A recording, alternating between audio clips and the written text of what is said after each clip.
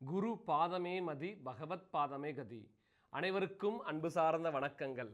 அஸ்த நட்சத்திரத்தில் பிறந்தவர்களின் பலன்களை 2025 புத்தாண்டு மூலமாக அவர்களுக்கு என்னென்னலாம் கிடைக்குன்றது இப்போ பார்க்கலாம். பொதுவாக அஸ்த நட்சத்திரத்தை திருமண நட்சத்திரம்னு சொல்லுவாங்க. அந்த காலத்துலலாம் பார்த்தீங்கன்னா அஸ்த நட்சத்திரத்தில் தான் மேக்சிமம் திருமணம் நடத்துவாங்க. ராமாயண காலத்தில் திருமண காலத்தில் என்ன செய்யணும், என்ன தானம் கொடுக்கணும்னு சொல்லியிருக்காங்க.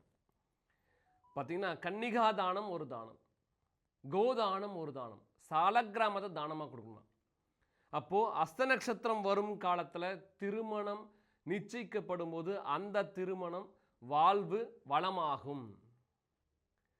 அஸ்த நட்சத்திரம் வரும் காலத்தில் நிச்சயம் பண்ணிட்டு வீட்டு வாசல் வெளியே வந்து பார்த்தீங்கன்னா கருடன் வந்தார்னா அந்த சம்பந்தம் மிகவும் பொருத்தமான சம்பந்தம்னு தீர்மானிச்சுக்கலாம். எப்பவுமே பார்த்தீங்கன்னா சகுனம் ஜோதிடத்தில் ரொம்ப முக்கியம்.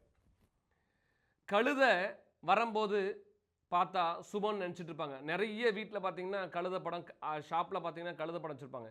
கழுதை கத்துறது கேட்டால் தான் சுபம். அதே மாதிரி பார்த்தீங்கன்னா பசு எதிர்த்தாப்புல வந்தாலும் சுபம், பசுவுடைய குரல் கேட்டாலும் சுபம், கருடன் கத்தனாலையும் சுபம், கருடனை பார்த்தாலையும் சுபம். ஆனால் நரி வந்து பார்க்கறது தான் சுபம். இப்படி சகுனங்கள் அடிப்படையில் கூட ஜோதிஷம் உண்டு. அப்போ கருடன் பறக்கிறத பார்த்தா அந்த சம்பந்தம் சுப சம்பந்தம்னு எடுத்துக்கலாமா. பொதுவாக அஸ்த நட்சத்திரம் முதல் பாதத்தில் பிறந்தவங்க எப்படி இருப்பாங்கன்னா எல்லாரை விட பார்க்கறதுக்கு கொஞ்சம் வயசான கூட இளமை தோட்டத்தில் இருப்பாங்களாம். அஸ்த நட்சத்திரம் 2ஆம் பாதத்தில் பிறந்தவர்கள் எப்படி இருப்பாங்கன்னா கம்பீரமான பேச்சு, கம்பீரமான நடையில் இருப்பாங்களாம். அஸ்த நட்சத்திரம் 3ஆம் பாதத்தில் பிறந்தவர்கள் எந்த பிரச்சனையும் சால்வ் பண்ணக்கூடிய ஒரு சூழலை உருவாக்கிவாங்களாம். அஸ்த நட்சத்திரம் 4ஆம் பாதத்தில் இருக்கக்கூடியவங்க தனவரவை எந்தெந்த மூலையில் உருவாக்கலாம் அப்படின்ற சிந்தனை இருக்குமா.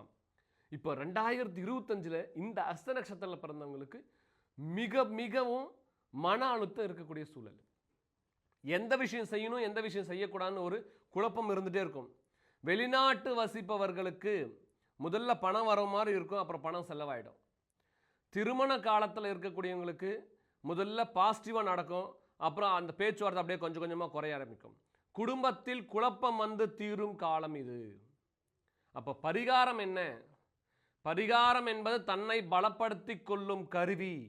அப்போ இந்த அஸ்த நட்சத்திரக்காரங்கள் என்ன கருவியாக பயன்படுத்தினா அவங்களுக்கு வாழ்க்கையில் வளமாகும்? பலாமரத்தை நடனம்.